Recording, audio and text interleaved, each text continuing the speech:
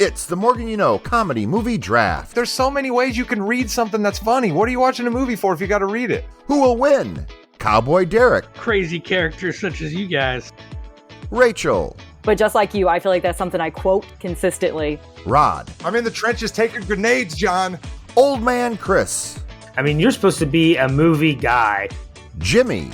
Personal shots here, come on. That's why it's my wild card. The Morgan You Know Podcast, available on all podcast providers. Hello, Internet. The Morgan You Know Podcast Network presents Balls and Brew. Hello, ladies and gentlemen. Welcome in to another edition of the flagship sports podcast here on the Morgan You Know Podcasting Network. My name is Rod Morgan. I am your affable host. We will be talking about NFL Week 5 shortly. We'll be capping a little bit of NFL Week 4 with my guys. Unfortunately, not joining us this week is the producer of this and every other podcast on the Morgan You Know Podcasting Network. That's Jimmy Jamriska. He is unavailable for taping tonight, but he has sent me in his face and his heel, so I still will be doing that as we continue along in the podcast. But still here with me is a man who was skeptical of the Bryce Young pick the minute it happened. He's joining us from down there in North Carolina. It's Chris King. Chris, hello. What is up, Rod? Happy to be back. NFL Week 5. Let's go.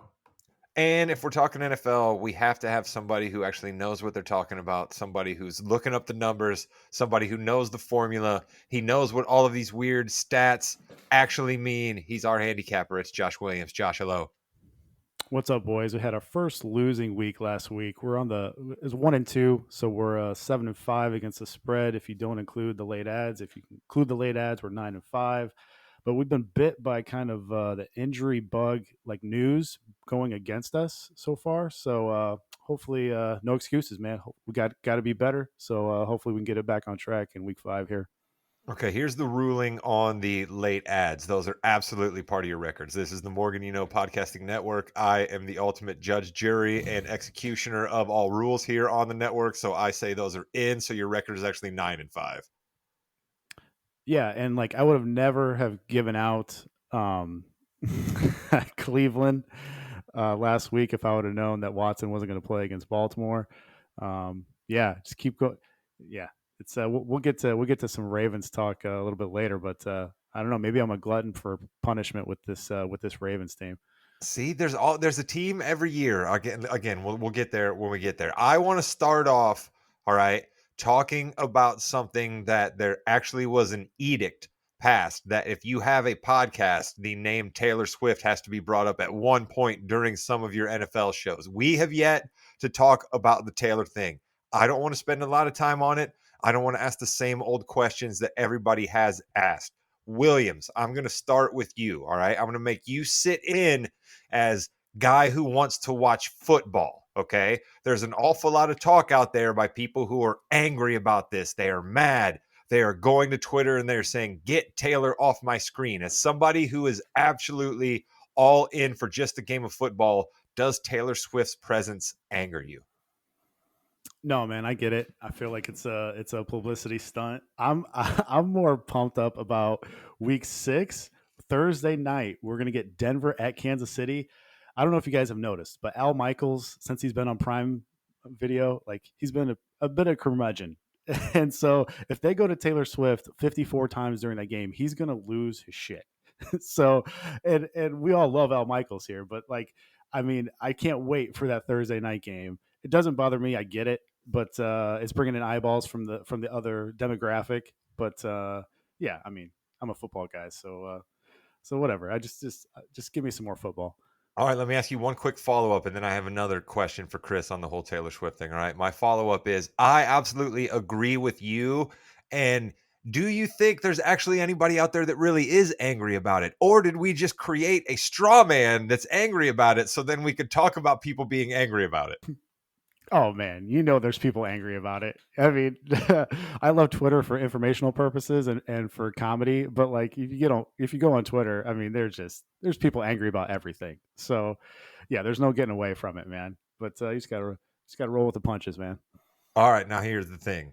primetime football games were absolutely created with the idea of let's bring in a little bit of Hollywood, let's bring in a little bit of glitz, let's bring in a little bit of glam, right? So absolutely Taylor Swift on the Sunday night broadcast, that makes sense. Chris, I want to go to you on this angle, okay? You're our resident conspiracy theorist around here, all right? Now there's another line that comes out of all of this Taylor Swift coverage that she's only after it for publicity. And then lo and behold, last week, what starts running every other commercial break during the game where we're seeing Taylor Swift between commercials in the actual live broadcast? None other than the preview for her concert film. So there's an arm out there that says she's only in it for that publicity. I say phooey on that. She can get publicity a lot of different ways. This is the conspiracy I want to come to you on, Chris. The only bad thing that exists about Taylor Swift on the internet is her use of private jets. She catches a lot of guff from people for flying all around the world on private jets because she's so pro-environment, right? What happens when you search Taylor Swift and jets right now, Chris? Thousands of articles and tweets and pictures come up of Taylor Swift at the New York Jets game. All of the articles about Taylor Swift's private plane usage is now buried to the bottom of Google. So, Chris, I ask you, did she do all of this just to get rid of the one bad piece of information available about her on the internet? I would not put it past her. There's a lot of times I think her PR and her team are playing chess when everybody else is playing checkers, like how she got essentially the rights back to her original music by remastering them. She is on a different level, and I kind of figured that this type of relationship isn't one that lasts a long time. She is known to make albums and songs about her exes. So why isn't this viewed as anything other than a publicity push? And the NFL is using it right back. We saw the numbers from Sunday Night Football, right? The Chiefs and the Jets, 27 million, the most since the Super Bowl on a primetime NFL game. It was making money for everybody, Rod, which then brings you to other conspiracy theories about how on earth the Jets all of a sudden became a decent football team on Sunday, or how maybe there were some phantom calls at the end of the game that had to go the Chiefs' way just to make sure they still won, since Taylor Swift is cheering them on. Listen, I don't want to go down that road at all, but it's definitely possible. I think Taylor is playing chess when others are playing checkers. That's a brilliant line by you. So I think certainly she thought to herself, a little publicity is there. I'm not so sure that she knew she could bury the private jet story. I think that's going a little bit too deep. I think that's just a little bit of our 2023 culture seeping through there. Everybody wants to find the most rampant conspiracy they can think of and fire it out there at people. But I also choose to believe in love. That's ultimately where we're going to land here, folks. All right, let's let the Kelsey Taylor Swift saga play out. Maybe these kids are in love and everything's going to end up being fine between them and nothing will be wrong. Taylor was there for the game where our intrepid producer, Jimmy Jamriska, even in his absence, sent to me his face and heel. The face comes out of that 27 million people viewed Sunday Night Football game, and it comes from Patrick Mahomes. And it's not simply just for his play, which quite frankly wasn't stellar by Mahomes standards because he had quite a few picks in that game. Jimmy is making him the face of the week for correctly sliding at the end of the game and not scoring the garbage time touchdown. He is the face of the week for that reason. Mr. Williams, do you agree? Oh yeah, it was a great play by Mahomes. Even though I could have cashed in some DFS tournaments, some showdown tournaments, if he would have ran it in. You know me, I'm always for the smart play. So, yeah, I mean Mahomes. Well, that honestly, that might have been Mahomes' worst game I've ever seen him play too. So, even in his worst games, man, he still is all about the team and just makes the correct decisions. Man, what a gamer that guy is. Chris, are you going to take the anti-angle here and say Mahomes absolutely should have scored and padded those stats, baby? Let's go. Get it for the gram. Part of me wants to say he probably should have scored. I will say this. I think he did make the right play, but I think him scoring a touchdown, them going up by 10 points, that's still 2 scores. It pretty much seals the game either way. I don't think in this scenario it made that big of a difference. If you were up by only 1 point and the team could score a touchdown with a 2-point conversion to tie, then it's an even smarter play. Uh-oh, Williams, I love it when you guys get going at each other. Let's hear it. Yeah, 99.9% of the time, I would agree with Chris. But remember, dating back to last year when the Cleveland Browns blew a 13-point lead with less than 2 minutes to go versus the Jets at home, and it could have been over if Nick Chubb, who we all love, would have decided to go down at the 1 or 2 yard line. So, like, man, the NFL, we know the NFL is insane, crazy. I love you, Anything can Josh, happen. but you are comparing the Chiefs to the Browns. The Browns Yeah. have a significant greater history of screwing all, things up. all I'm saying is it is possible. So you telling me there's a chance? I love the old man bringing up the history of the Browns as well, right? Going back to the old Paul Brown days. Of course, he's going to do all that. All right, Jimmy's heel of the week: the Chicago Bears emeritus heel of the week. All right, because the Bears basically can be the heel of the week every week at this point, but that's not interesting podcasting. But I will point out that while we're recording right now on Thursday Night Football, the Bears may be making a case to not be the heel of the week emeritus for the rest of the season. But as of right now, they are. And it's apropos because the heel of the week is a former Chicago Bear, a proud member of the Bears defense, Ron Rivera, who is now the head coach for the Washington Commanders. And he decided to tie the game up and go into overtime and proceeded to then allow the Philadelphia Eagles to drive right down the field and beat them in overtime when if he would have went for two, they could have won the game. Ron Rivera, congratulations, my friend. You are the heel of the week. And I should pause here as well to say about an hour before we started recording this podcast, word came down that the legendary Dick Butkus, former Chicago Bear, has passed away. You know him, you love him from commercials, from TV, from movies, and from his great days as a Bear. Sad to see Dick Butkus pass. And Williams, I know he's got to mean something to you as a lifelong Bears fan. Oh yeah. We'll get to Buckus in a second here, the greatest Bear of all time. But no more Riverboat Ron moniker for Ron Rivera. He's also known as Paddle Boat Ron now. I mean, hey Ron, you're down by 1 on the road as 9.5 point dogs. You say your guys are gassed on that last drive, then why decide to go into a 10-minute overtime versus the defending NFC champions on the road? When you are a dog, you want to shorten the game, you want to heighten the variance. What better way to do that than it all comes down to one play from the 2 yard line? And go back to this always. A very famous commentator once said this in baseball. John Smoltz said this: what does the other team's fans want you to do? What are they afraid of? I guarantee you 100% of the Philly fans did not want them to go for two right there, because not only was the Washington offense gassed, so to speak, but the Philly defense was gassed. Get that down to one play. You, I mean, you're expected to finish last in your division. Like I said, 9.5 point dogs. It doesn't make any sense to me not to go for two there. Yeah, you got a rookie quarterback who's not supposed to be any great shakes. You know what I mean? You're playing with found money at that point anyway. I mean, Chris, come on. He absolutely has to go for two there, right? I mean, like, would you, if you were the owner of the Commanders, would you just go down on the field and fire Ron Rivera immediately after that game for not going for two? I mean, he's definitely getting public humiliated by me at the very least, because you have to go for two. I don't even care if you're the road team dog. If you're a home team, I've been a big believer of teams making statements like that and saying, no, our guys are going to be better for you guys for this one play. Let's get it done. This is for the game. You play to win the game, Rod. Let's make that call. Let's go for two. I've seen it done in college. IU beat Michigan one year like that.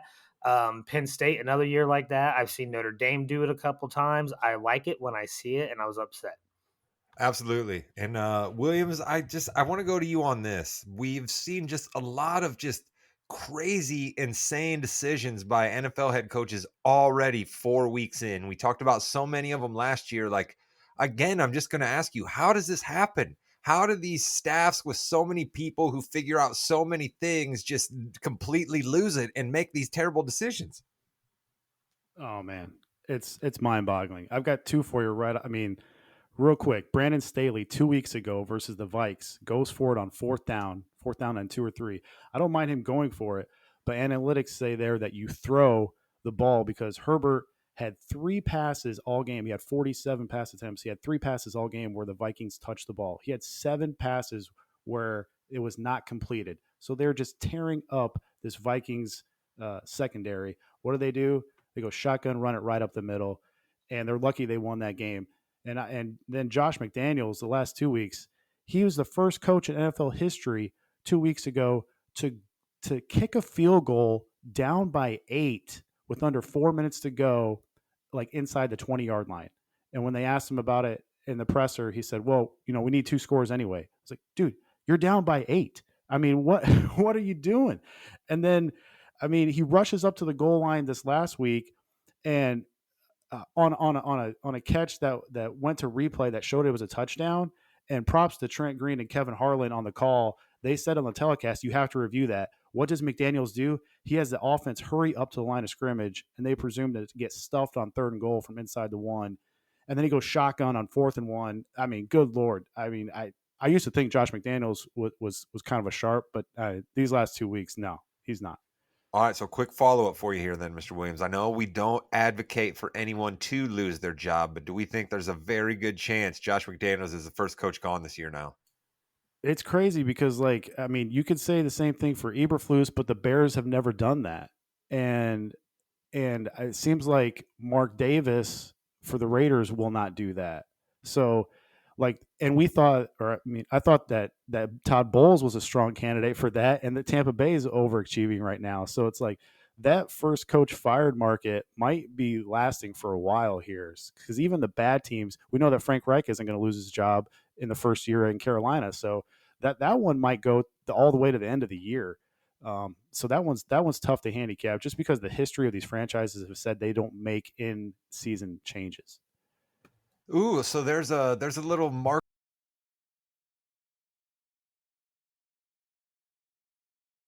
Here's a little marker I'm going to put in the back of my mind off of that then, Mr. Williams, for always moving forward. Maybe first coach fired is something you just always bet against, right? Maybe we're just getting more to an area where we're not going to see a coach get thrown out in the middle of the year. Is that almost what you're saying, that we're seeing a little more patience from all these owners? Or are you saying it's only a few certain instances and you have to just dig into the team?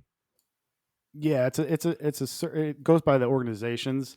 And yeah, I wish that, and they might end up putting that prop up on DK. DK is super, I mean, they have all kinds of different props. They're really good with throwing different props up there. I haven't seen one where you could bet the no on no coaches being fired throughout the year. So that would be a cool prop for them to put up there. Nice. Well, listen, if we got any DK, people out there that listen to this pod, come on, let's make this happen. Williams is just giving you guys free nuggets all the time. The least you can do is do something we suggest out there in our benefit, right? Speaking of benefit for you listeners, Chris comes on here every week and completely emasculates himself and tells you something he doesn't know. And right now he's got another good one cooked up for us. Yeah, because I don't know a lot. We established that on many different podcasts on this podcasting network. But what I'm going to tell you is, I know we talk a lot about the NFL parity, and other than maybe one team out there right now, no team looks like real world beaters to me. And this is no more evident than what appears to be now the most competitive division in all of the NFL, and I'm talking about the AFC South. We have 4 teams. They're all sitting at 500. They've all kind of beat each other and lost to each other in weird, embarrassing fashions. It's hard for me to determine where the rest of this season is going to go for these teams. We have the best offense, also have the worst score. The best scoring offense also has the worst scoring defense. The worst scoring offense has the best scoring defense. It is crazy, and the team that has the second best offense and the second best defense is the Houston Texans, who no one thought was going to be that competitive this year. So I have been confounded and confused and kind of happy, because this just gives our Indianapolis Colts a little bit more opportunity to maybe win this division and get to the playoffs.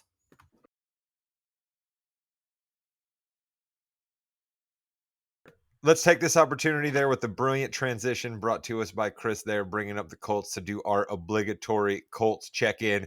We kind of did our obligatory Bears check-in earlier in the podcast, and it's also not real fair for us to do yet another Bears check-in when they're going to have another game played by the time this pod comes out. So we'll kind of skip them a little bit this week and just focus in on the Colts. And The Colts confounded me here, Chris. All right. Like either win both of those games or lose both of those games. Don't split both of those games coming down at the end like that. All right. Like if you're going to come around and beat Baltimore in overtime, then you got to make sure to not blow this Rams game at the end and be 3-1 instead of this 2-2. But what I will say other than that, Chris, is I was right on one thing.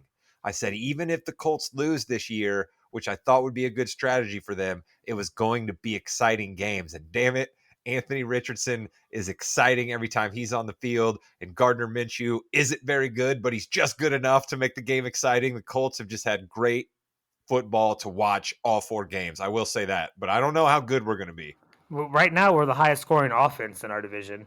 So we are scoring more than everybody else, even more than Jacksonville, who everyone thought was going to have a high-powered offense.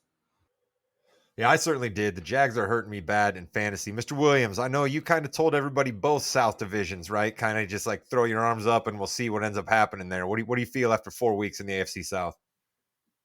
Yeah, I had a much stronger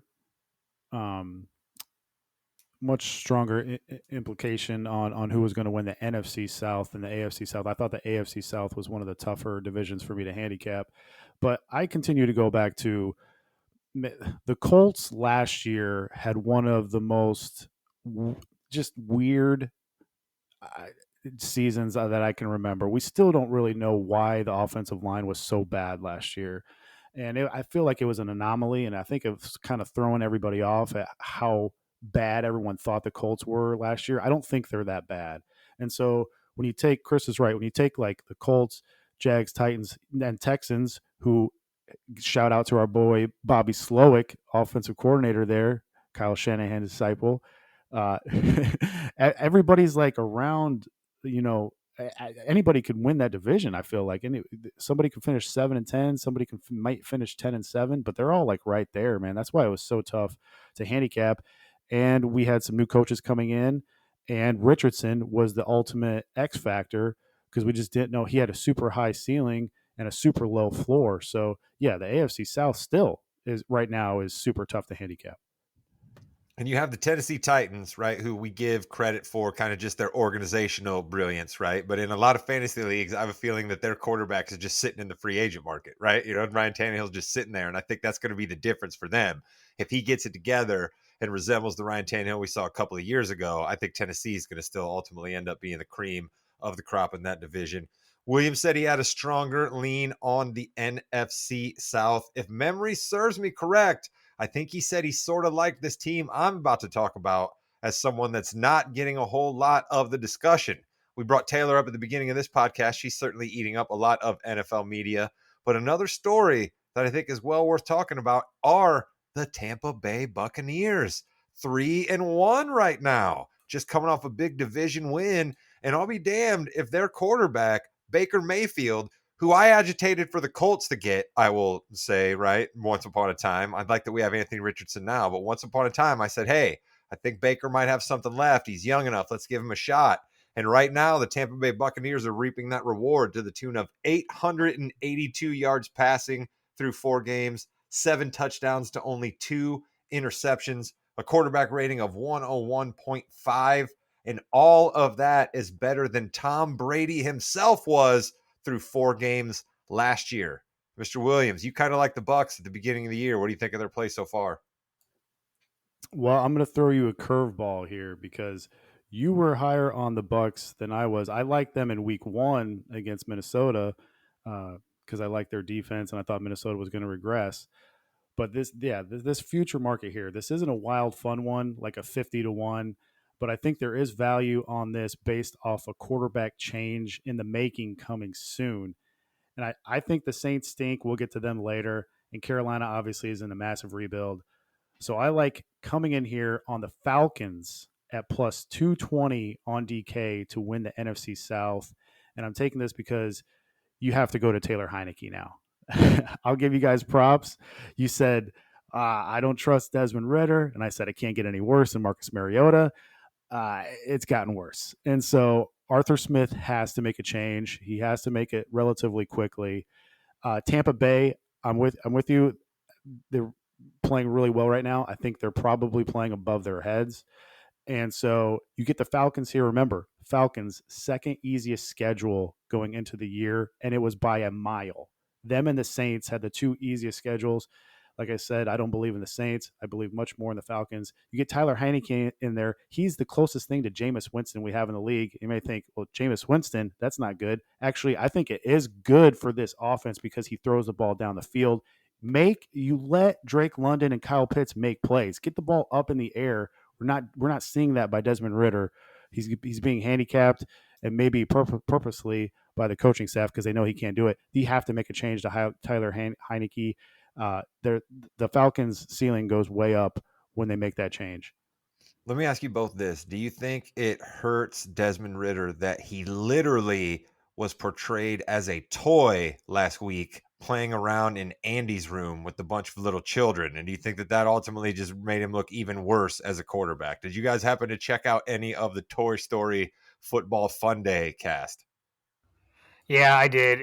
In the football field itself, Rod reminded me of my old electric rumble football field, where it just vibrated and shook the guys around. I used to have hours of fun with that. So it was a little bit of nostalgia for me.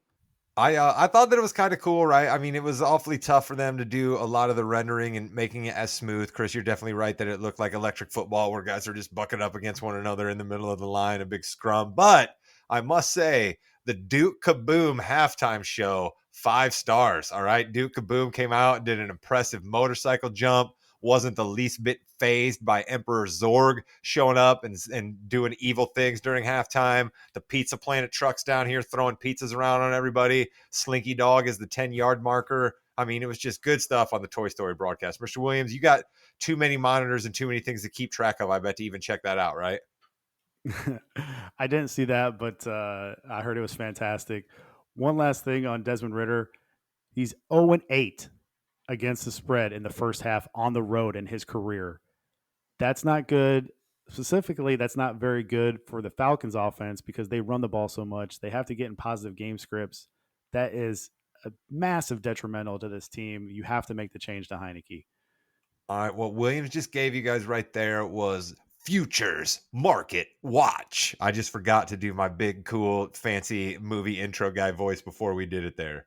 So we've hit all of our little fun things that we like to do. We're at about the 26-minute mark. That'll put us right about where we need to be. But I must remind everyone that this will be a little bit longer. I guess not remind everyone. I haven't told everyone this. This will be a little bit longer of a Balls and Brew episode because after we finish with our football talk, I decided we needed to check in on baseball because Evan Altman is going to be on talking to us about the Cubs here, talking a little bit about the playoffs, but frankly, we didn't talk about this playoffs very much. We just spent most of the time wrapping up the Cubs year. And then as an even more wonderful nugget for you, a couple of minutes at the end on the NBA fast break as things are still happening and camp is just around the corner. But before we get to those two things, we've got to get our superstar, our handicapper, Josh Williams, 3 picks for the week. You're going to start us out with those Ravens, who you said you had some stuff to talk about before, versus the Steelers. Yeah, I've got some crazy stats here, and maybe I'm a glutton for punishment. I just don't believe in this Ravens team. Week 1 against a rookie quarterback against Houston. Week 2 against Cincinnati, banged up Burrow. Week 3, they lose to Anthony Richardson, rookie quarterback at home. And then week 4, they get the late news that Deshaun Watson's not starting, and they get to go up against DTR. I'm taking the Pittsburgh Steelers plus 4.5 across the board. This is a classic rah-rah Mike Tomlin spot off an embarrassing loss in week 4. He'll have his team at home ready for this game. Listen to these ridiculous stats here. When the spread is 3 or more in this matchup since 2008, the underdog is 17-1-3 against the spread. I know this didn't work out in week 1 when we went against our boy Shanahan, but Tomlin is 53-28-3 against the spread, 65% as a dog, the most profitable of any coach in NFL history, and against teams with a winning record, Tomlin is 33-15-1 against the spread, also most profitable coach in that category by a mile. And now you get Lamar. Lamar for the Ravens is 15-1 against the spread as a dog or a favorite of 3 points or less. That's an unbelievable stat. That's 94%. That's rather impressive. But when he's favored by more than 3 points, like this matchup, his against the spread record is only 20-29 against the spread, 40%. Lastly, some ref stats. Guess who is crewing this game? Carl Sheffers is calling an above average 65% of his penalties on the offense this year. He's doing this game. The Ravens rank second overall for offensive holding penalties per game on the road this season. Meanwhile, the Steelers are ranked second overall at creating offensive holding penalties when they're at home this season. The Steelers rank number 1 in net penalty yards, and the Ravens rank 26 in the same category. And check this out. Since 2016, with Carl Sheffers officiating, home teams are 71, 47, and 1 on the money line, 61% on the money line. And get this, he's officiated 13 divisional games in which the home team was a dog. The home teams are 9-4 against the spread in those contests. Over the past 10 seasons with Sheffers officiating, the Steelers have been underdogs in 6 of those games. They are 5-0-1 against the spread in those contests. So you have yet to lose your bet outright with the Steelers as dogs and Sheffers officiating. Last week was the worst loss for the Steelers in 30 years versus a team under 500 last week when Pittsburgh got waxed by the Texans 30-6. You don't think Mike Tomlin will have his guys ready after that pathetic showing? I mean, this is a classic buy low Mike Tomlin rah-rah spot. Let's go. Shout out Carl Chefs, by the way. Love you, brother. Carl Cheffers. You're working great. No, I like to call him Carl Chefs. That's Carl what his Chefs. friends call him. All right, that's what his friends call him. Second off, I do have to correct you there, right? All of your stats were correct, but the Ravens lost to Gardner Minshew, my friend. All right. How dare you? How dare you take a win away from my guy? That's right. All right? That's right. You're right. Yeah. All right. So as much as I want to praise Anthony Richardson, you took one away from there. And I also couldn't help but notice a little sneakiness here. This is the Steelers getting 3.5. So you can actually still win this if the Steelers only manage to lose by a field goal. So I think that's pretty good little sneakiness out of you on that. Right. Yeah. Steelers plus 4.5 across the board here. Oh, I'm sorry. Yeah. 4.5. And I know they have injuries all over the place. The quarterback who's also not played this year and is killing my fantasy team. Does that worry Eddie? Yeah, and also Matt Canada is an absolute donkey. That worries me too. Everything worries me about this game except for these historical stats. Yep. Listen, we believe in the Tomlin rah-rah spot. All right, it's a foundational core of this podcast, the Tomlin rah-rah spot. For sure. Here's where I get nervous, all right, because I am usually with you guys. You don't want to bet against Mike Tomlin, but in those previous instances, he had one thing that I don't think this team has, and that's a competent defense. They are 30th in the NFL on total yards allowed, 26th on passing yards, 29th in rushing yards, and 23 in points allowed per game. That is not great. They get outscored by their opponents on average of 9.5 points per game. That's a little bit rough to overcome. Yeah, you're not wrong. It's been ugly, and sometimes you just gotta pinch your nose and go with the stats. That's what I'm hoping for here. Here's what else the Steelers have going for them this week. All right, I'm absolutely refusing to play Pickens at fantasy wide receiver until the Steelers show me something. So because I'm going to bench him this week, he's going to go off for like 200 yards and 3 touchdowns. So and Tomlin rah-rah spot, all that working in fan of the Steelers. Let's go. Have a Yinling. Get it done. Moving on. The Saints, who Williams has teased a little bit that I think he's about to crap on. They're playing another team that's a big pile of crap right now. And Chris, I just continue to have to give you props. I think that you're a little too harsh on Bill Belichick's entire career, but the Bill Belichick that's coaching right now, you might be onto something. It's the same Bill Belichick that was coaching before Tom Brady. Let me just put that out there. Oh, look at you, still keeping there. But Williams, Saints, Pats, what do you got for us? Somebody has to win. This is a classic somebody has to win game right here. Yeah. And I'm going to go Pats +1 shocker here. You can find that on DK, MGM, or FanDuel. Listen, man, Pats have lost to Philly, Miami, and Dallas. Probably 3 of the 6 best teams in the league. And when you think about what Derek Carr did last week, he shouldn't have played. If you guys saw his stat line, 23 for 37 for 127 yards. He threw 37 pass attempts and he had 127 yards. He had 13 checkdowns to Kamara for 33 yards. That's an NFL record for that many catches and that little of yardage. That is a sad. Listen, whoever figured out that was a record, that is a sad statistician right there. He went home and had like a sad dinner with his wife and was like, "I can't believe this is the stat that I figured out today." It was by a mile too. Like the previous record was 13 catches for like 76 yards. Kamara, 13 catches for 33 yards. I mean, the Saints offense is just broken. I know the Pats lose Christian Gonzalez and Matt Judon here. That's not great. But Hoodie, being the sly GM he is, just picked up J.C. Jackson, the corner, who was no hyperbole here. He was the number one corner while he was in New England a few years ago. Then they traded him to the Chargers, where he was one of the worst graded cornerbacks in the league. So scheme matters here. And you think about Saints beat Carolina by 3. That's not aging well. They beat the Titans by 1, which Tennessee had a defensive touchdown overturn in that one. That was super questionable. I'm not overthinking this one. We've got Dennis Allen on the road with a banged up Derek Carr as small favorites over Hoodie and the Pats, where New England is coming off their worst loss in the Belichick era. Big bounce back spot here for the Pats. I have it on good record. He listens to the pod. Belichick going to stick it right in Chris's eye here. He loses his 2 best defensive players, and he's still going to find a way to get the cover in this one. Chris, I'm telling you, Pats cover this weekend. Williams, listen, let me tell you something. Bill Belichick is not going to be the first NFL head coach to stick a finger in Chris's eye, all right? There was an unfortunate Sam Weiss incident at a Skyline Chili in Cincinnati back in the 80s, all right? Yeah. I'm not a fan of Sam White, but we'll save that story for another time. But I will say, even if Belichick wins this game, he still has a losing record on the season. That's all I'm going to say.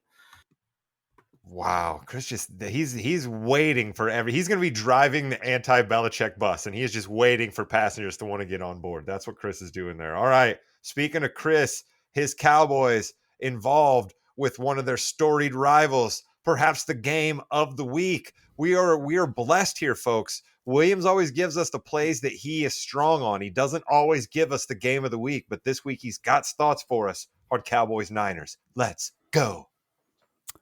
Not only game of the week, is this sneaky game of the year in the NFC? It might be. This might surprise Chris. I'm going to take Dallas +4 on Caesars right here. Everywhere else it's 3.5. Trying to get that +4. Listen, Cowboys 10-6 against the spread as a dog under McCarthy. Surprisingly, that's the 3rd best winning percentage by any coach since 2020. And I think Dallas has some positive touchdown regression coming their way. Only 37% success rate so far in the red zone. That is just bound to regress positively. And so some surprising stats here. Cowboys, aside from the Zona game, Dallas has lived in garbage time. If you sift through that, though, the garbage time stats, the Cowboys' offense is 6th in EPA per play. They're 3rd in passing success rate. And the Niners are actually quite the opposite. San Fran has not been able to stop the run. 28th in EPA per rush allowed in non-garbage time. They've also faced the 6th easiest schedule of opposing offenses so far in 2023. And the starting 5 on the Cowboys offensive line is trending towards playing together for the first time all season. Hopefully I didn't just jinx that because I've been on the wrong side of injury luck lately. But yes, they are trending towards all playing this week.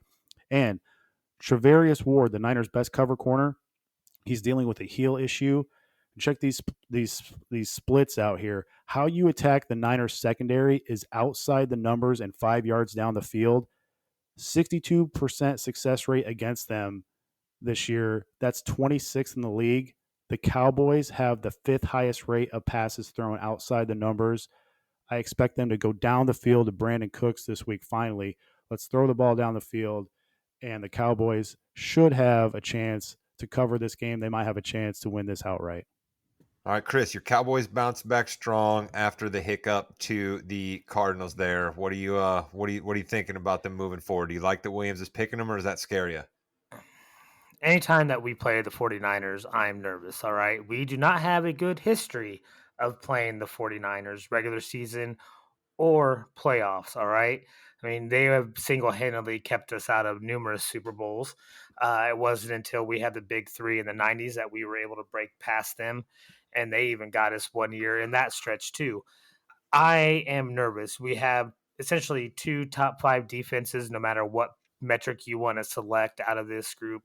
So that worries me that even though our defense is as good as theirs, I don't know how good our offense is yet to stack up against their defense.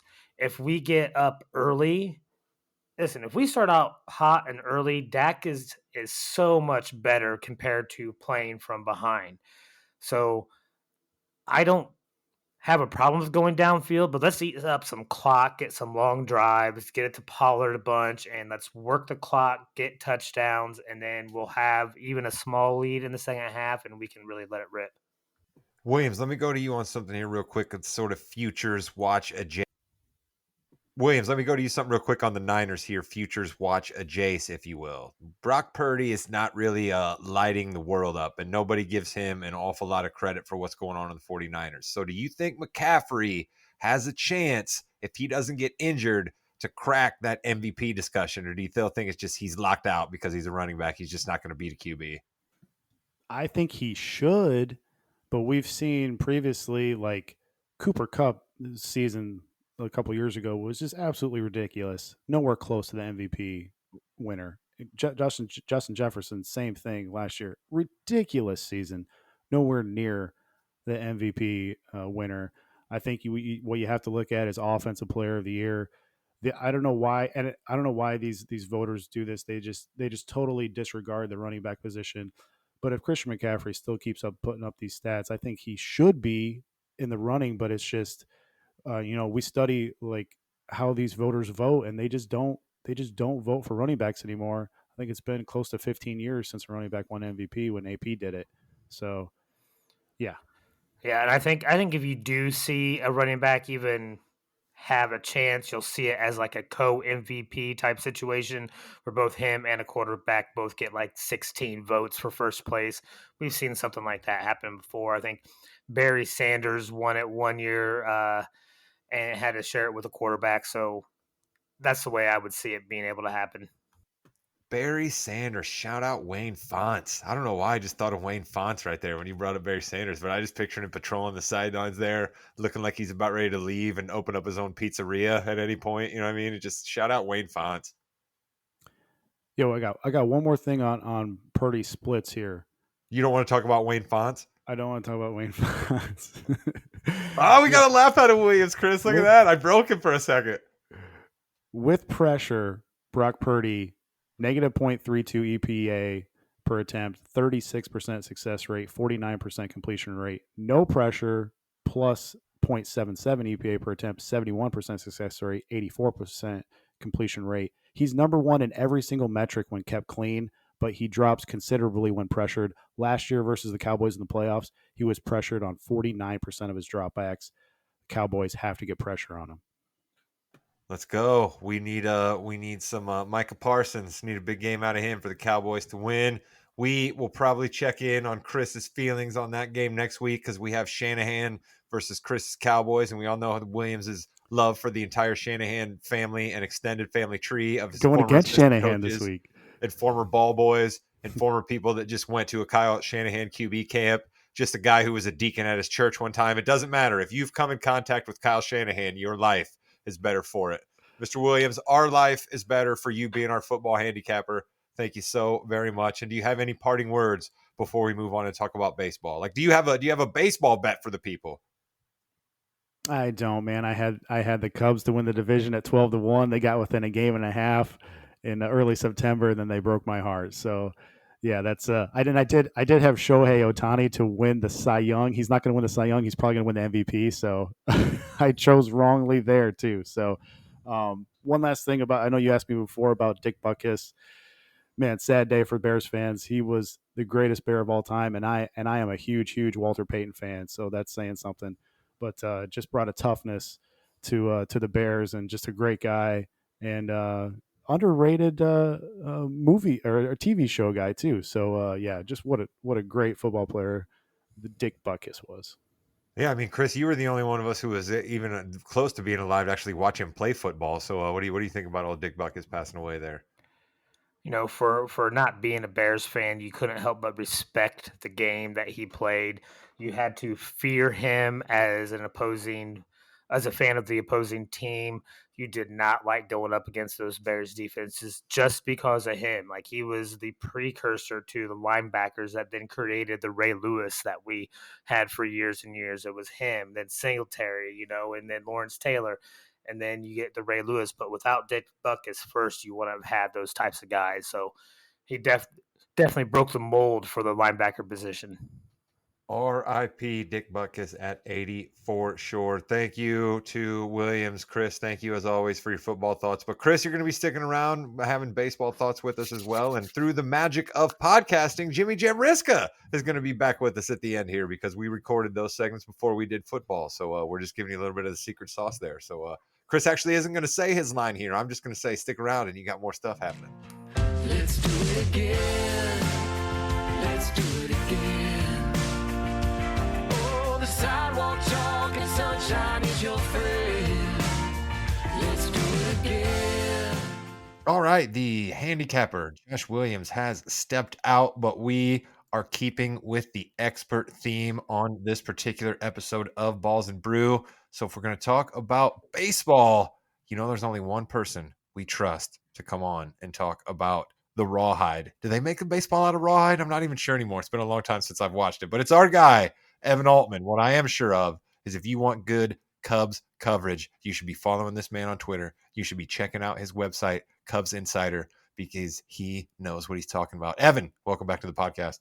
Hey, thanks for having me. I always love coming on.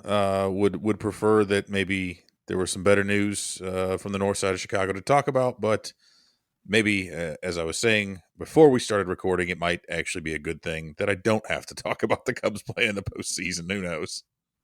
Well, I watched a little bit from afar, and I've scorned all of my Cubs coverage except, of course, for yours. So I would still see little bits and pieces of what was going on throughout the season when I would check in with your Twitter account or your X account. I guess I'm not even sure what we're supposed to say anymore in the Cubs Insider. And so I know we were right there in the thick of it for a while. I know things were looking up for the Northsiders for a bit, and then it just kind of went south at the end of the year. So give us the final report on this year's Cubs season, if you would. Yeah, I mean, it's weird because there's certain times I had said, and I don't remember if I gave a prediction on here if we did one of those, but I know on a few other places I'd pegged them at 82 wins. I said I think 82, they won 83, so fairly close. Technically exceeded expectations. If you look at one game out of 162, but it's the same thing though as saying, hey, again, if I were to drive to Chicago, I've made it drive a bunch of times. I know how long it takes, but then you run into traffic and all these things come up, and it takes you 4.5, 5 hours to get there. You still ended up getting there, but you're not really happy about the journey, and that's where I kind of feel like things went for the Cubs, especially after they went from 10 games under to 10 games over. It's the first time they've ever done that, but then they closed out the season going 7-15. Down their last 22 games and pissed away, on September 6th, their playoff odds were like 93.4%. And then they just tanked it completely, fell off the face of the earth.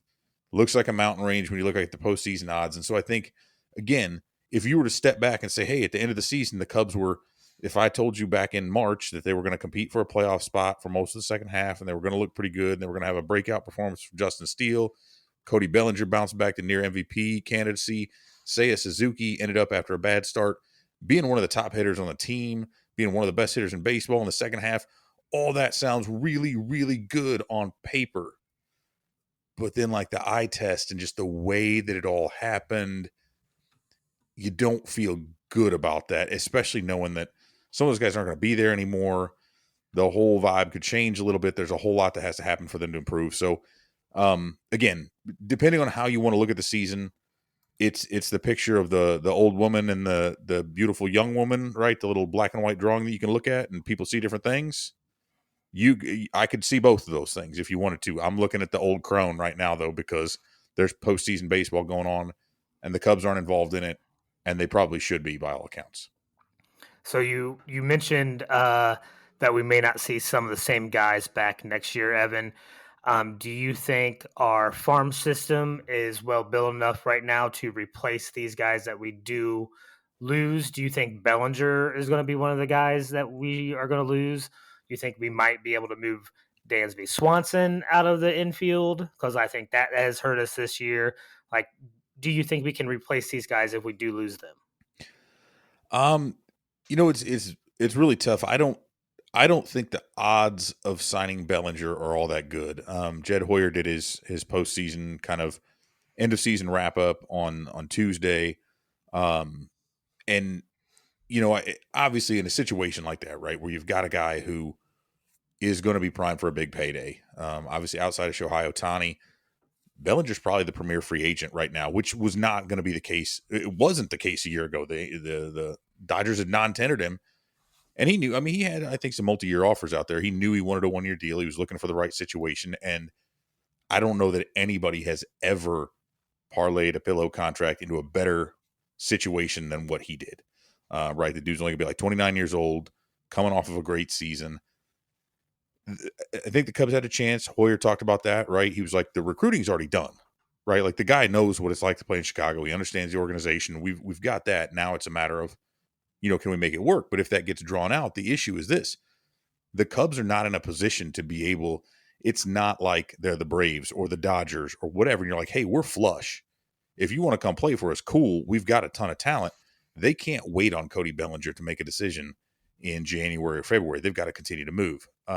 So to follow that up, are there some guys? I mean, if things break the right way, like they've got a ton of outfielders in the system, and that's great. And the other thing Hoyer said, I mean, he flat out said there's no way to be a great organization if you're not willing to give at-bats to these young players and figure out a way to have a veteran core around them that allows them to fail and grow and develop, which is kind of the opposite of David Ross earlier in the season saying we're going to play the guys that got us here, right? And now we're not going to let these young guys play. I get it. But, yeah, I mean, Kevin Alcantara, Owen Casey are a couple guys who are kind of on the come. Pete Crow Armstrong, we saw, he had a rough time with it. I think those struggles will actually help him next year. He can step in there. They got Matt Mervis, some of these other guys, they can fill these gaps. The only problem is none of those dudes are guaranteed. Not that anything is ever guaranteed, but none of them have ever done it. Cody Bellinger, for everybody who's talking about, and I'll definitely stand on this one because I saw a lot of good things with his swing, wrote that up. I'm not saying I knew he was going to do this, but I knew he was going to be a lot better. We're talking about a dude who, even with some down years, was rookie of the year, MVP, put up monster numbers. Gold Glover, right, for the Dodgers. That guy's not coming up probably immediately through the system. I don't think they have a guarantee like, oh yeah, here's another Chris Bryant who's just going to come up and win every award there is for the first couple seasons, hit the ground running. So do they have that in the system? Maybe, but they're darn well going to have to figure that out because I don't think the chances are good that Bellinger's back. So you got to replace him. And I think that, a name that's come up a lot, which is just randomly over the past couple of days, is this Pete Alonso. The Cubs are very interested in him. The Cubs are going to have aggressive spending this offseason. Do the Cubs have the pieces to get a Pete Alonso to come to Chicago? Yeah, I mean they've got more than enough when it comes to that. I mean, he's only got a year left on his deal with the Mets, who, by all accounts, when Max Scherzer was traded out of town, he kind of made it sound as if the organization had basically told him, after the Mets spent tens and hundreds of millions of dollars, right, to try to really go for it this year and ended up falling on their faces, which the Mets typically do. But now it sounds like they're trying to reset that, right, and go younger, which makes sense. I mean, no more Verlander, no more Scherzer. Like you had these four, oddly enough, spending tons and tons of money on 40-year-old pitchers was not a great idea. Who knew that could happen? Again, short contract length control left on Alonso. They do have a lot of young guys, though. They've got a lot of young talent coming up. They've still got Lindor and some other guys who are, solid pieces that they can continue to build around from a veteran standpoint. But I mentioned some of those guys. Well, the Cubs have Ian Happ and Seiya Suzuki locked up for another few years. They've got Pete Crow Armstrong, who should be the center fielder for the future. I mentioned Casey. I mentioned Alcantara. I mean, that's right there. If you count PCA in there, their numbers 1, 3, and 4 prospects are all outfielders. Well, you can only play 3 of those guys at once, and 2 of them are locked up. So I figure, one of those 2, they've got some pitchers on the way up as well. So, yeah, absolutely. For a guy who's on 1 year of control, could they make that work? I think so. It's just going to be a matter of, I also think this is the same Mets team that got basically fleeced by the Cubs on that trade for Pete Crow Armstrong when the Cubs sent Javi Baez and Trevor Williams out there. Neither of them did much. The Mets didn't finish with anything. So I think the Mets are going to go into that in any deal with the Cubs saying, hey, we're we're going to second guess whatever you're sending us. We're going to try to extract as much value as possible from this guy. Man, I loved hearing Javi Baez. I loved Javi Baez as a Cub. I guess he's not doing all that great in years on, and everybody thinks that the Cubs were justified in not re-signing him. But man, was that dude electric in a Cubs uniform. I miss that dude. The Cubs missed the playoffs. One other thing I know about baseball this year is that the Red Sox, the Cardinals, and another all-time playoff stalwart, who am I thinking of here? The Yankees, that's who it is. All three of them missed the playoffs. So who is in the playoffs this year, Mr. Altman? All of them? Well, yeah, it's a good question. A whole lot of Milwaukee, obviously they won the Central. They're playing Arizona, so Milwaukee got the Central title. Arizona finished with the wild card, so they're playing the Brewers. Miami and Philly also made it, which is wild. You know, the Marlins coming back, snatching that third spot from the Cubs.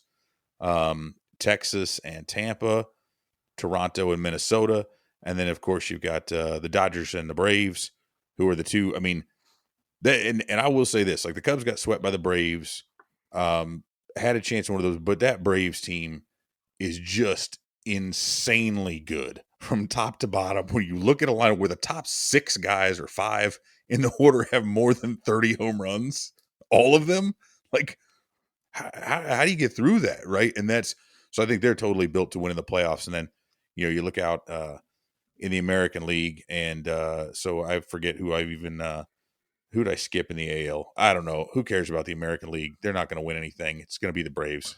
Baltimore? Oh yeah, Baltimore. Like Baltimore. Yeah, just man. Baltimore. They just won 101 games, Evan. No big deal. It's fine. Well, after having lost 100 and some games for like 5 years in a row with former Cubs bench coach Brandon Hyde at the helm there, right? He was under Madden in Chicago. And I will say that like there's a lot of different reasons. I'm not going to go into the whole David Ross thing, and I think he's different from Brandon Hyde. But kudos to the Orioles. I don't like the idea of tanking. I hate putting a really strong fan base through all that losing. But kudos to them from the front office and ownership for hiring a guy who they believed in and sticking with him, because they were supposed to suck. They knew they were going to suck, and they went through that, and they didn't just bother firing him saying, oh, well, now we're going to try to win. They believed in Brandon Hyde to be able to carry him through this, and now he goes from losing 100 games to winning 100 games. That's super impressive, and good for him, good for them. As much as it sucks to have lost all that much, that's an exciting young team with tons of talented guys who I think are going to be really, really good moving forward. The O's. I want to see Baltimore do well, just so I can see a bunch of crazy Baltimore fans and using their Baltimore accents. Like honestly, that's the only enjoyment that I want out of these baseball playoffs. Other than that, I don't want to see the Dodgers or the Braves wins. But it sounds like I'm in trouble because those are the 2 best teams. They are definitely the best teams. A couple questions here, Evan, before we let you go. We really appreciate you coming on, as always, for sure. Even a podcast that obviously doesn't like baseball as much as other podcasts that you're on and you do. But Shohei Ohtani, not going to pitch next year, going to hit, going to get a lot of money.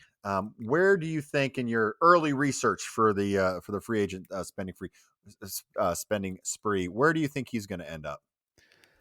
I mean, it's tough to go against the West Coast team, right, and think the Dodgers, right, immediately, like with as much as they're spending and have spent, but they've done it with them and the Braves. This is what's wild is they've done such a good job. So I go back to the Braves again. I won't dodge this question for too long, but they've done such a great job of drafting and developing and just absolutely fleecing the Athletics twice in trades, and then immediately extending these guys so that they know exactly what they've got going forward, right?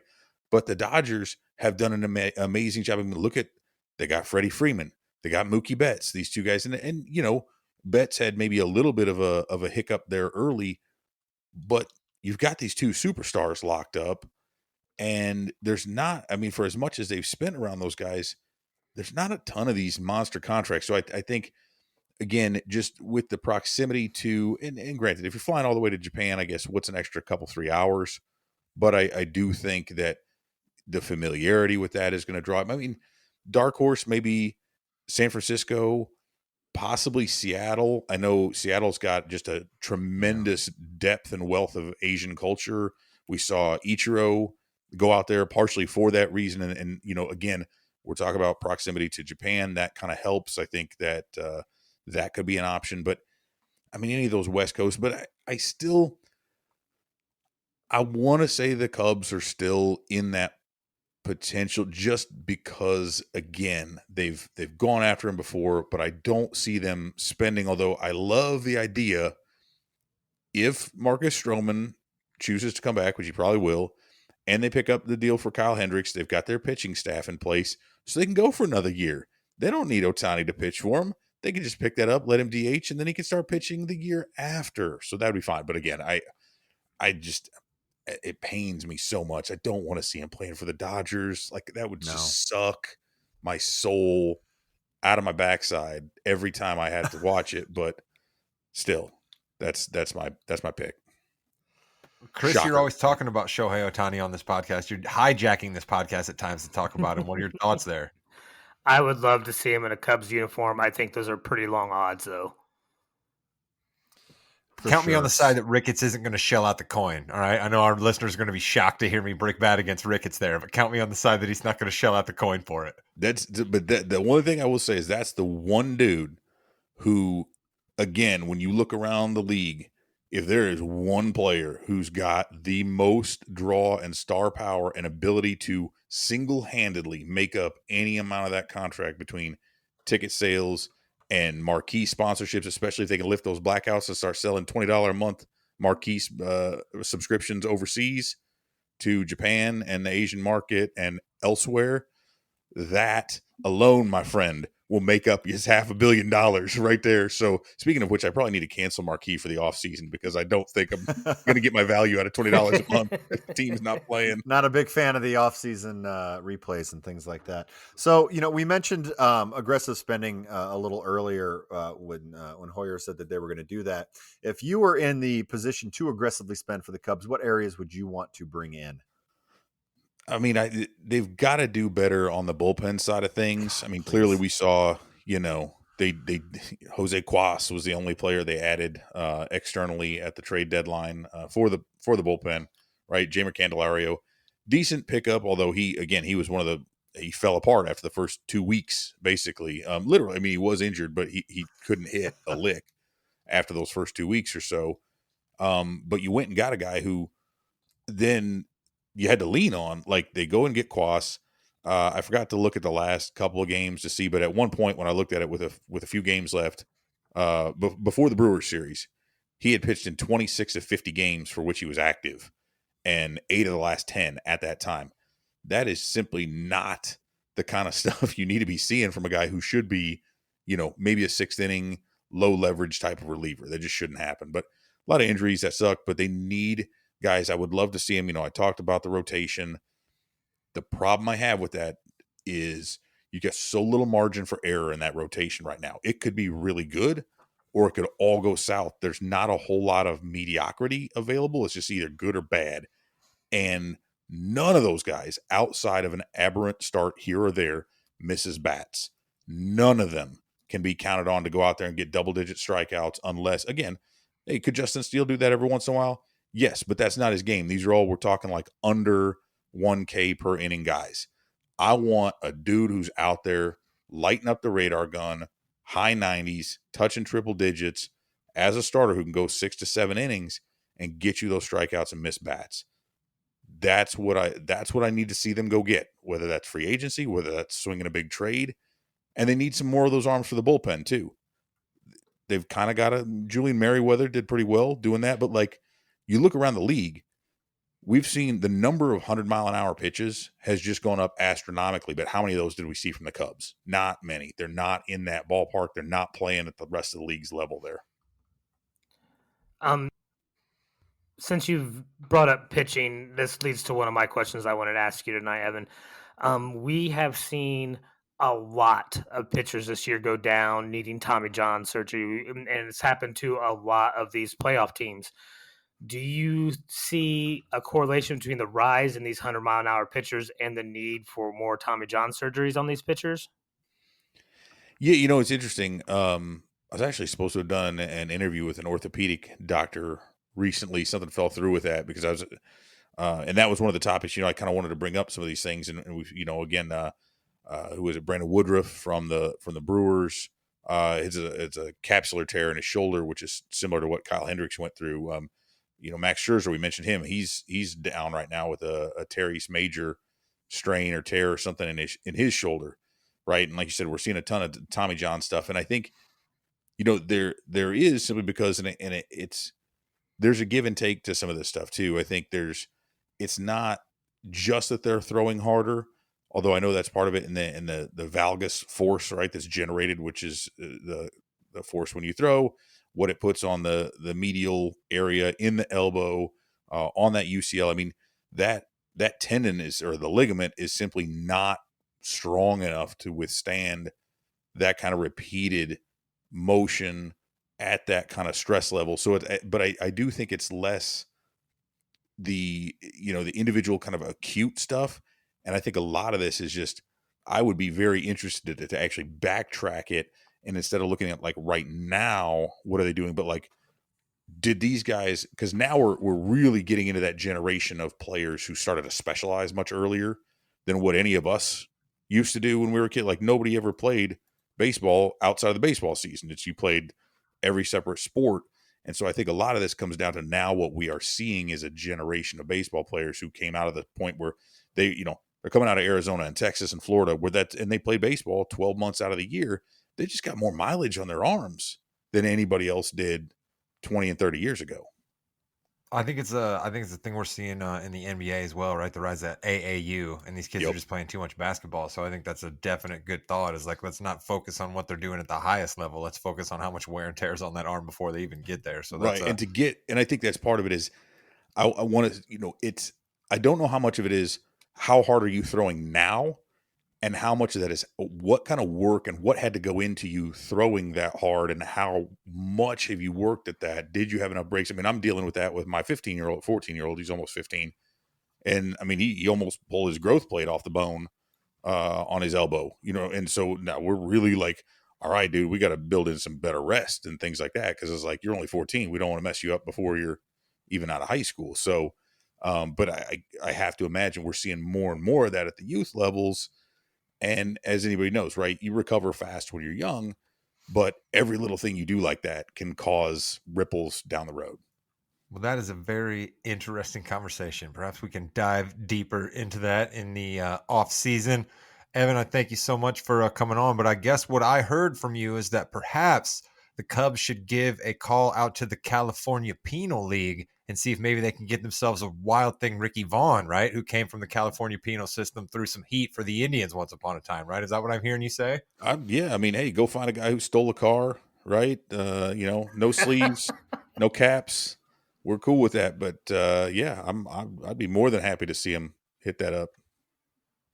Nice. Well, that's a shout out and a callback to another appearance of Mr. Altman on this very podcast network. He helped us break down the major league from the top to the bottom. So go back in this very feed if you want to hear Evan waxing philosophically on that cinematic masterpiece. Evan, thank you so much for coming on and talking a little baseball on this podcast. Listen, I understand that baseball is a great and grand sport. I loved it once upon a time. Perhaps I will come back to it someday. So I don't like Jimmy's characterization of a podcast that doesn't like baseball, because I am not the only one on this podcast that matters. My name is sure is in the title, but I'm not the only one that matters. And Jimmy and Chris like baseball, so I appreciate you coming on and talking baseball with us. Glad to be here. All right, we've been chatting at you for a bit on this episode. You hardcore fans, stay with us. We got just a little bit of basketball to close it out.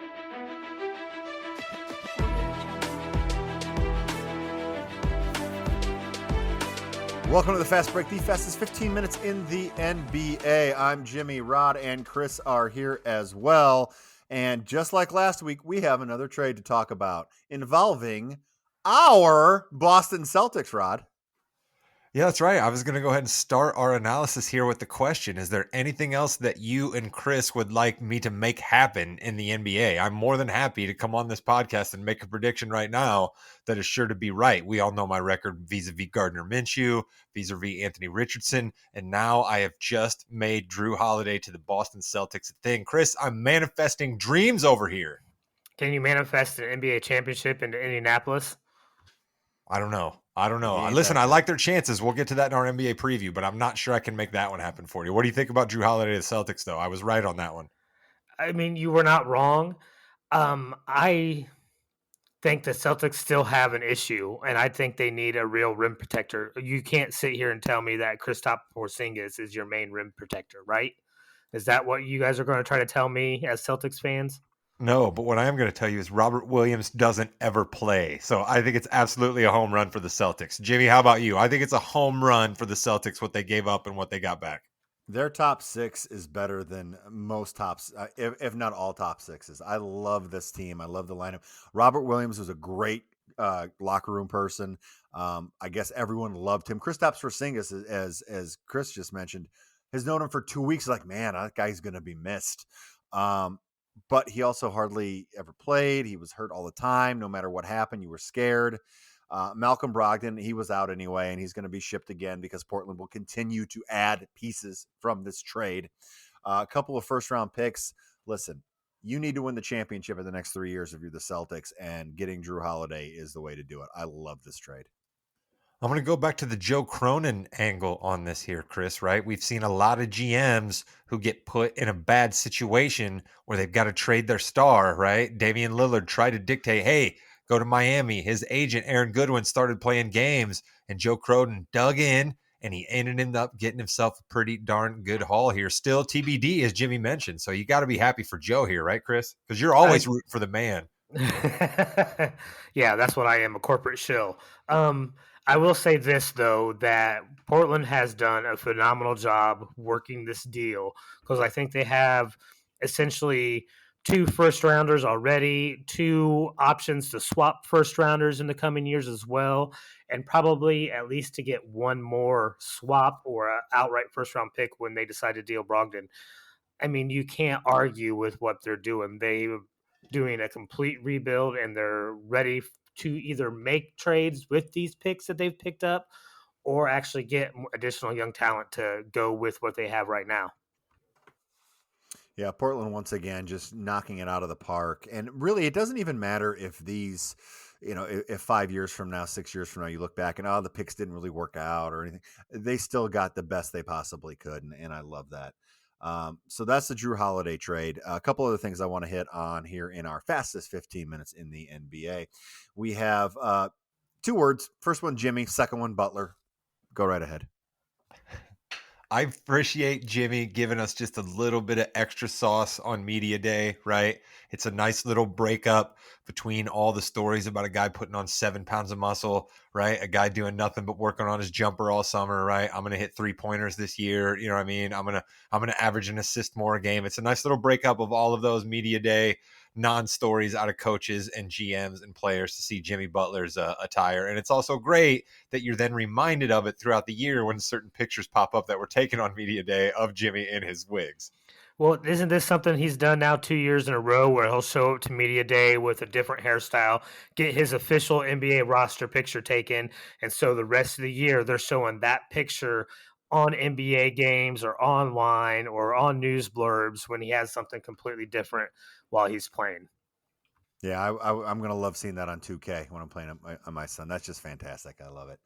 76ers, Joel Embiid, pretty good quote here. If every year is going to be the same thing, that doesn't put you closer to winning a championship. That gets frustrating. But I also believe it doesn't matter who's on the team. I'm always going to have a chance to win. And he kind of doubled down on that a few times. It's like, who says the Celtics are better than us? Who says the Bucks are better than us? Who says they jumped over us? I'm on the team. We have a chance to win. Rod, I love that coming from my number one guy, but they've got a long way to go. Yeah, they do. And I appreciate you, Jimmy, being a host here and being magnanimous and just getting the 76ers ball rolling without mentioning your nemesis, your object of scorn many times on this particular podcast, James Harden. That is basically the elephant in the room at Sixers camp. We are dealing with a similar situation to Ben Simmons, but the Sixers seem to be a little more positive about this one because I think they have James Harden painted into a corner. I really do, with this thing that's in the CBA about if he doesn't show up for 30 straight days in the last year of his contract, and if Harden also tanks yet another team, he's not going to get the money that he wants out there. So I think James Harden's going to have to report to camp sooner or later. So I think it's a distraction for Philadelphia right now. But ultimately, Chris, I think the Sixers are going to still be pretty good. Am I crazy? Well, no, they're still going to be pretty good. They still got talent on the team, and they have the reigning MVP in Joel Embiid. So, yeah, they're going to be good. But this is a perfect example of the dichotomy of different GMs, right? You have the guy from the Sixers saying, hey, you got to show up to camp. And you, on the flip side, you have the guy in Portland saying Dame made a mistake showing up to camp. He wanted out. He didn't want to be a part of this team. Why did he show up? I mean, you see different ideals, different stances from these different GMs. And I think Portland is in a better situation with the GM they have than Philadelphia is with theirs. So we have, you mentioned a little bit about Ben Simmons. Ben Simmons, this is a quote from Ben Simmons from Media Day, Rod. This is the best I felt in a long time. Every day is a lot easier. Over under on games played. I'm going to ask you right now for Ben Simmons. Rod, we're going to go smack dab in the middle. 41. Over or under. Oh, under. I thought you were going to give me a much tougher number than that. Are you kidding me? I'm going way under 41. Like, you could have given But me it's the 26. best he's ever felt, though. It's the best he's ever felt. I'm not buying it. I'm absolutely not buying it until Ben Simmons makes me eat my words. And if Ben Simmons has played 41 games before we even get to the All-Star break, I will get a Ben Simmons. No, I won't. I'm not going to get a tattoo. I almost fell victim to making a bold proclamation about a tattoo before. So I'll come up with something else. But there's absolutely no way. You could have said 26, Jimmy, and I still think I'd have been under. Chris King, how do you think Ben Simmons is going to do this year? I mean, how many games did he play last year as a healthy player? Like we were told that he can't play with any lineup on the team, right? So even if he's healthy and feels great, who's he playing with and in what lineup and how many? I mean, I could see him getting to 41 games maybe, but I would take the under as well. And then in that 41 games, I mean, you're averaging 12 minutes of playing time a game at most.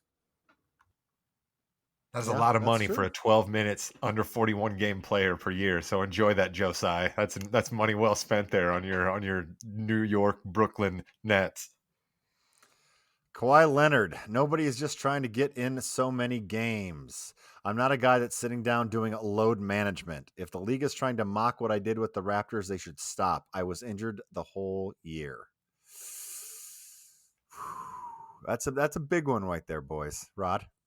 Kawhi continues to not listen to anybody. Kawhi continues to not feel he needs to play basketball to get paid, even though he literally has a contract that says he gets paid to play basketball. So if Lawrence Frank and Ty Lue and Steve Ballmer and hell, even Adam Silver at this point are not going to be able to make Kawhi Leonard play basketball, I don't think anybody's going to be able to. So enjoy that out there in LA street lights and not bright lights of Hollywood Clippers. I still don't think you have a chance at winning anything if this guy's your best player.